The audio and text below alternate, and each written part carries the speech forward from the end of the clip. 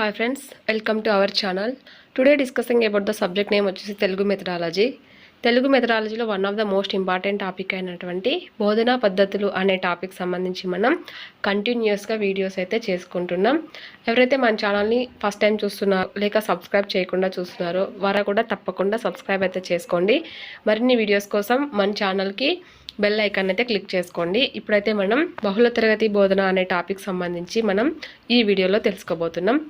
బహుళ తరగతి బోధన ఒకే ఉపాధ్యాయుడు 2 లేదా అంతకంటే ఎక్కువ తరగతులకు బోధించవలసిన సందర్భాన్ని బహుళ తరగతి బోధన అనైతే అంటారనమాట. ఒక ఉపాధ్యాయుడు 2 లేదా అంతకంటే ఎక్కువ తరగతులకు బోధించవలసిన సందర్భాన్ని బహుళ తరగతి బోధన అనైతే పిలుస్తారనమాట. నెక్స్ట్ వన్ వచ్చేసి ఇది ఒక బోధనా పద్ధతి అయితే కాదు. ఇది ప్రాథమిక పాఠశాలకు సంబంధించినది. ఈ పద్ధతిలో జరిగే బోధనలో భాషా బోధనకు 90 నిమిషాలు, గణిత బోధనకు 60 నిమిషాలు, పరిసరాల విజ్ఞానం 1 and 2కు 60 నిమిషాలు, నమూనా జట్టు కృత్యాలకు 60 నిమిషాలు, సహపాఠ్య కార్యక్రమాలకు 30 నిమిషాలు, ఆరోగ్య వ్యాయామ విద్యకు 30 నిమిషాలు, తాత్కాలిక విరామానికి 20 నిమిషాలు, ప్రార్థనా సమావేశానికి 10 నిమిషాలు కేటాయించుకోవచ్చు అనమాట. బహుళ తరగతి బోధనలో ఏ సబ్జెక్ట్కు ఎంత టైం అనేది అయితే మనం ఇప్పుడు చూసాము. ఇప్పుడు వచ్చేసి బహుళ తరగతి బోధనలో సమయాన్ని పూర్తి స్థాయిలో పిల్లలు ఉపయోగించుకునే విధంగా ఉపాధ్యాయుడు వ్యూహాలను అమలు చేయవలసి ఉంటుంది. వీటినే బహుళ తరగతి బోధనలోని వ్యూహాలు అనైతే అంటారనమాట. అవి వచ్చేసి ప్రత్యక్ష బోధన, జట్టు కృత్యాల నిర్వహణ, సమవయస్కుల బోధన, మానిటర్ సహాయం, స్వయం అధ్యయనం, అనుబంధ పఠనం, తరగతి వెలుపల నిర్వహించే కార్యకలాపాలు. ఇవన్నీ కూడా మనం ఒక్కో దాని గురించి అయితే నేర్చుకుందాం. ఫస్ట్ వచ్చేసి మనం ప్రత్యక్ష బోధన గురించి అయితే తెలుసుకుందాం. ఇవి ఎందుకంటే ఈ బహుళ తరగతి బోధనలో ఉపాధ్యాయుడు కొన్ని వ్యూహాలు అమలు చేయవలసి ఉంటుంది కదా. ఆ వ్యూహాలు వచ్చేసి ఈ క్రింది ఉన్న 6 వ్యూహాలు అనమాట. అందులో ఫస్ట్ వన్ వచ్చేసి మనకు ప్రత్యక్ష బోధన. ఈ ప్రత్యక్ష బోధన చూసినట్టయితే ఇందులో ఒక ఉపాధ్యాయుడే పలు తరగతులకు బోధించాల్సి ఉండటం వల్ల ఆయా విషయాలకు లభించే కాలాన్ని విభజించుకొని ఉపాధ్యాయుడే స్వయంగా నిర్ణీత వ్యవధిలో అంటే సుమారు ఒక 20 నిమిషాలలో బోధన నిర్వహించడాన్నే ప్రత్యక్ష బోధన అనైతే అంటారనమాట. ఈ ప్రత్యక్ష బోధనలో ఒక ఉపాధ్యాయుడే పలు తరగతులకు బోధించాల్సి ఉంటుంది కాబట్టి ఆ టైంలో ఆయా విషయాలకు లభించే కాలాన్ని ఆయన విభజించుకొని అంటే ఒక అప్రాక్సిమేట్లీ ఒక 20 నిమిషాలకు అట్లా చేసుకొని బోధన అనేది నిర్వహిస్తాడనమాట. దీన్నే మనం ప్రత్యక్ష బోధన అనైతే అంటారు. అంటే ఇక్కడ ఎగ్జాక్ట్గా ఉపాధ్యాయుడే పాల్గొంటాడనమాట. అయితే ఈ కాలంలో ఇతర విద్యార్థులను ఉపేక్షించడం మాత్రం జరగకూడదు. వారికి ఒక కంట కనబెడుతూనే పర్యవేక్షిస్తూనే ఉపాధ్యాయుడు ఈ విధానాన్ని అనుసరించాల్సి ఉంటుంది. అంటే ఇంకో తరగతికి 20 minutes కేటాయించినప్పుడు మరొక తరగతిని ఉపేక్షించకుండా వారిని కూడా పర్యవేక్షిస్తూ వీళ్ళకి 20 minutes క్లాస్ అయితే ప్రత్యక్షంగా బోధించాల్సి అయితే ఉంటుందన్నమాట. ఈ విధంగా ప్రత్యక్ష బోధన గురించి అయితే చూసాము. నెక్స్ట్ వచ్చేసి జట్టు కృత్యాల నిర్వహణ. ఇప్పుడు మనం జట్టు కృత్యాలను ఏ విధంగా నిర్వహిస్తారు ఉపాధ్యాయులు బహుళ తరగతి బోధనలో చూసినట్టయితే ఉపాధ్యాయుడు మొదటగానే జట్టు కృత్యాన్ని కేటాయించి వారితో చేయిస్తాడు. ఫస్ట్ ఒక జట్టుకు ఒక కృత్యాన్ని కేటాయించి దాన్ని వారితో చేయిస్తాడు. జట్టుకు ఒక నాయకుడు కృత్య నిర్వహణకు సారథిగా వ్యవహరిస్తాడు అనమాట. జట్టుకు ఒక కృత్యం ఇస్తారు, వాళ్ళు ఆ కృత్యాన్ని చేస్తారు. అది వాళ్ళు సరిగా ఎలా చేస్తారంటే ఒక నాయకుడు ఉంటేనే చేస్తాడనమాట. సో ఆ జట్టు నాయకుడు ఈ కృత్య నిర్వహణకు సారథి అనేది వహిస్తాడనమాట.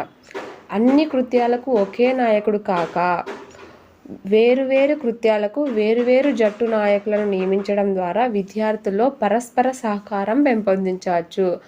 అన్ని కృత్యాలకి ఒకడే లీడర్ అవుతే అక్కడ పక్షపాత వైఖరి అనేది వెలువడుతుంది అనమాట. అలా కాకుండా ఉండటం కోసం వేరువేరు కృత్యాలకు వేరువేరు జట్టు నాయకులను నియమించడం ద్వారా విద్యార్థుల్లో పరస్పర సహకారాన్ని మనం పెంపొందించవచ్చు.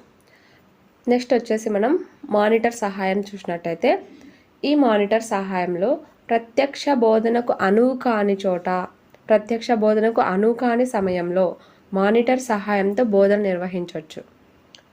అదే తరగతిలోని ప్రతిభావంతుడైన విద్యార్థిని కానీ పై తరగతి విద్యార్థిని కానీ మానిటర్గా వ్యవహరించవచ్చు. ఇక్కడ మానిటర్గా ఉండడానికి లక్షణాలు ఏంటంటే ఆ క్లాస్లో ఉన్నటువంటి మెరిట్ స్టూడెంట్ కానీ లేదా ఆ క్లాస్కు పై తరగతిలో ఉన్న విద్యార్థిని కానీ మనం మానిటర్గా వ్యవహరించవచ్చు. ఇతడు ఉపాధ్యాయుడిలాగే విద్యార్థుల అభ్యసనానికి సమన్వయం పరుస్తారనమాట. ఇది ఒక విధంగా స్వపరిపాలన దినోత్సవం నాడు విద్యార్థి పోషించే ఉపాధ్యాయ పాత్రలాగే ఉంటుంది. మానిటర్ ఉపాధ్యాయులకు చేదోడు వాదోడిగా ఉంటూ విద్యార్థులందరికీ మన్ననను చూరగొంటూ అభ్యసనాన్ని కూడా సమర్థవంతం చేసుకోగలుగుతారు. ఈ మానిటర్ ఎవరైతే ఉన్నారో వారు ఆ క్లాస్లోకెల్లా టాలెంటెడ్ పర్సన్, అందులోనూ పై తరగతికి చెందిన వ్యక్తి కూడా అయి ఉండొచ్చు. ఈ 2 క్వాలిటీస్ ఉన్న వ్యక్తిని మానిటర్గా ఉపాధ్యాయుడు నియమిస్తాడు. ఇతని యొక్క పాలనను దేంతో, ఇతని యొక్క బోధనను దేంతో పోలుస్తున్నారు అంటే స్వపరిపాలన దినోత్సవం నాడు విద్యార్థి పోషించే ఉపాధ్యాయ పాత్రలాగా ఉంటుంది. ఈ మానిటర్ ఉపాధ్యాయునికి చేదోడు వాదోడిగా ఉంటూ విద్యార్థులందరి మన్ననలను చూరగొంటూ అభ్యసనాన్ని కూడా సమర్థవంతం చేయగలుగుతాడు. ఇది వచ్చేసి మనకు మానిటర్ సహాయం. నెక్స్ట్ వన్ వచ్చేసి సమవయస్కుల బోధన.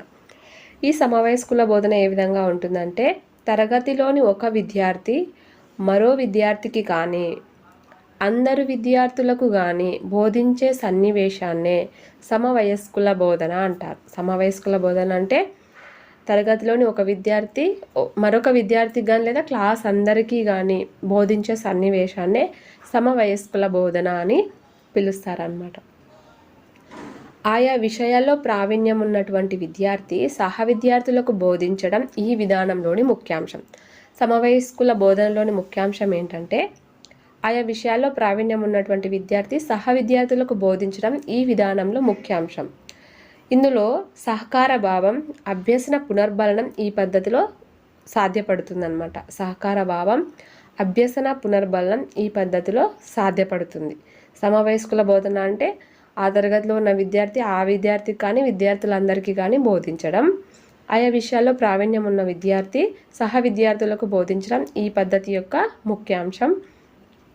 సహకార భావం, అభ్యసన పునర్బలనం ఈ పద్ధతిలో సాధ్యపడుతుంది అంటే అది సమవయస్కుల బోధన. నెక్స్ట్ వన్ వచ్చేసి స్వయం అభ్యసన పద్ధతి. విద్యార్థులే ప్రత్యక్ష బోధన, సమవయస్కుల బోధన, మానిటర్ సహాయంతో బోధన, జట్టు కృత్యాల నిర్వహణ సమయంలో కాక ఇతర సమయాల్లో పాఠ్యాంశాలను స్వయంగా అభ్యసించే విధానమే స్వయం అభ్యసన పద్ధతి. ఈ అభ్యసనంలో వారి గల సందేహాలను ఉపాధ్యాయుల నుంచి కానీ సహ విద్యార్థుల నుంచి కానీ మానిటర్ నుంచి కానీ తీసుకొని అభ్యసన లబ్ధి పొందగలిగిన పద్ధతే స్వయం అభ్యసన పద్ధతి.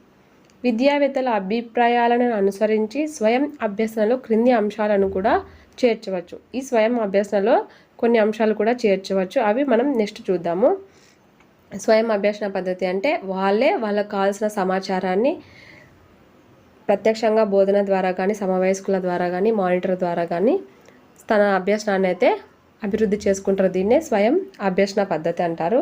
దీనిలో వచ్చేసి క్రింది అంశాలు ఉంటాయని చెప్పుకున్నాం కదా. అవి వచ్చేసి పఠనం ద్వారా, లేఖనం ద్వారా, కథలు చెప్పడం ద్వారా, గీతాలు పాడటం ద్వారా, నాటకీకరణ. ఈ అంశాలన్నిటి ద్వారా వాళ్ళు నేర్చుకుంటారు అనమాట. పఠనం అంటే ఎటువంటి పఠనం అంటే మౌన పఠనం కావచ్చు, విస్తార పఠనం కావచ్చు, వల్లె వేయడం కావచ్చు. అదే లేఖనం చూసినట్టయితే ఉక్త లేఖనం కావచ్చు, దృష్ట లేఖనాలు కావచ్చు, పదాల నిర్మాణం కావచ్చు, నిఘంటువులను సంప్రదించడం కూడా కావచ్చు. కథలు చెప్పడం అంటే ఏంటి? కథలు చెప్పడం, కథలు వినటం, కథా చిత్రాలను ఉపయోగించడం ద్వారా కూడా స్వయంగా వాళ్ళు అభ్యసనం చేయొచ్చు. గీతాలు పాడటం అంటే ఎటువంటి గీతాలు? అభినయ గీతాలు, జాతీయ గీతాలు అలవర్చడం ద్వారా స్వయంగా వాళ్ళ అభ్యసనం పొందొచ్చు. నాటకీకరణ, పాత్ర పోషణ చేయడం ద్వారా కూడా పొందొచ్చు. పరిశీలన, అబ్జర్వేషన్ ద్వారా, చర్చలు, డిస్కషన్ ద్వారా, సమాచార సేకరణ ద్వారా. చిత్రలేఖనం, రంగులు వేయటం, మట్టిలో బొమ్మలు తయారు చేయడం, పటాలు గీయటం, ప్రయోగాలు చేయడం, నమూనాలను సిద్ధం చేయటం, స్టాంపులు, నాణాలు, అరుదైన వస్తువులను సేకరించడం, విజ్ఞాన వినోద పర్యటనలు చేయడం, తోట పని చేయడం, తరగతి అలంకరణలు, క్విజ్ నిర్వహించడం, రేడియో పాఠాలు, టెలివిజన్ పాఠాలు వినటం, ఇలా పలు కార్యక్రమాలు నిర్వహిస్తూ స్వయం అధ్యయనాన్ని కొనసాగించి మంచి ఫలితాలు అయితే వాళ్ళు సాధించవచ్చు అనమాట. పై అంశాలన్నీ కూడా దేని కొరకు అంటే స్వయం అభ్యసనం కొరకు అనమాట. వాళ్ళు స్వయంగా అభ్యసనం చెందేటప్పుడు ఒక మానిటర్ సహాయం కానీ ఒక సహ విద్యార్థి ద్వారా కానీ వారి యొక్క అభ్యసనను మెరుగుపరుచుకుంటారు. ఆ పార్ట్లో ఈ అంశాలన్నీ కూడా వాళ్ళు యూజ్ చేసుకొని తన స్వయం అభ్యసనకు కృషి చేసుకుంటారనమాట. నెక్స్ట్ వన్ వచ్చేసి అనుబంధ పఠనం. స్వయం అధ్యయనంలో భాగంగా విద్యార్థులు పాఠ్య పుస్తకాలతో పాటు ఇతర కథలు, గేయాలు, పై తరగతుల వారైతే గిన ఉపవాచకాలను చదువుకునే పద్ధతినే అనుబంధ పఠనం. అంటే మనం చదువుతుంటాం ఈ క్లాస్కి అనుబంధంగా ఉండే పఠనం ఏంటంటే మన పాఠ్యపుస్తకాలలో ఉన్న కథలు కావచ్చు, లేకుంటే గేయాలు కావచ్చు, లేకుంటే పై తరగతుల్లో ఉన్నటువంటి ఉపవాచకాలు తీసుకొని అయితే మనం చదువుకోవచ్చు అనమాట. నల్లబల్ల ప్రక్రియలో సరఫరా అయినటువంటి పుస్తకాలను విద్యార్థులే చదువుకోవటం లేదా జట్టు నాయకుడు చదివి వినిపించడం ఈ పద్ధతిలో చేయవచ్చు. అనుబంధ పఠనం కింద మనకు ఓబీబీ పథకం ద్వారా వచ్చినటువంటి పుస్తకాలు ఉన్నాయి కదా, వాటిని అయితే మనం ఇక్కడ అనుబంధ పఠనం కింద ఆ పుస్తకాలని యూజ్ చేసుకోవచ్చు. అవి ఎలా యూజ్ చేసుకుంటారంటే విద్యార్థులైనా చదువుకుంటారు, లేకంటే నాయకుడు చదివి అయినా వినిపిస్తారనమాట. నెక్స్ట్ వన్ వచ్చేసి తరగతి వెలుపల నిర్వహించే కార్యకలాపాలు. బహుళ తరగతి బోధనలో భాగంగా విద్యార్థుల క్షేత్ర పర్యటన ఏర్పాటు చేయడం వల్ల వారిలో పరిశీలన అనేది పెరుగుతుంది. పర్యటనలో వారు పరిశీలించిన విషయాలను, అనుభవాలను తరగతిలో చెప్పించవచ్చు. తోట పని ద్వారా కూడా ప్రయోజనం పొందుతారు. తోట పని ద్వారా కూడా వారు ప్రయోజనం అయితే పొందుతారనమాట. వెలుపల నిర్వహించే కార్యకలాపాల కింద మనం క్షేత్ర పర్యటనలు చెప్పుకున్నాం. దాని ద్వారా వారు పరిశీలిస్తారు. పరిశీలన ద్వారా వారికి అభ్యసనం అనేది ఏర్పడుతుంది. వాళ్ళ అనుభవాలను తరగతిలో చెప్పేటప్పుడు వారిలో స్కిల్స్ అనేటివి డెవలప్ అవుతాయి అన్నమాట. ఇంకా తోట పని చేయించడం ద్వారా కూడా వారిలో ప్రయోజనాలు అనేటివి చేకూర్చవచ్చు. ప్రయోజనాలు అనేటివి ఎక్కువగా ఉంటాయి అన్నమాట. ఈ విధంగా మనం వచ్చేసి బహుళ తరగతి బోధనను కంప్లీట్ అయితే చేసుకున్నాము. నెక్స్ట్ వీడియో వచ్చేసి మనము కంప్యూటర్ సహాయక బోధన గురించి అయితే నేర్చుకుంటాం. కంప్యూటర్ ఎయిడెడ్ లెర్నింగ్ CAL అనే దాని గురించి నెక్స్ట్ వీడియోలో అయితే తెలుసుకోబోతున్నాం. ఎవరైతే మన ఛానల్ని ఫస్ట్ టైం చూస్తున్నారో లైక్ చేయండి, షేర్ చేయండి, తప్పకుండా సబ్స్క్రైబ్ అయితే చేయండి. మీ యొక్క సబ్స్క్రైబ్ మా ఛానల్కు ఎంతో అవసరం. సో సబ్స్క్రైబ్ చేసుకోండి.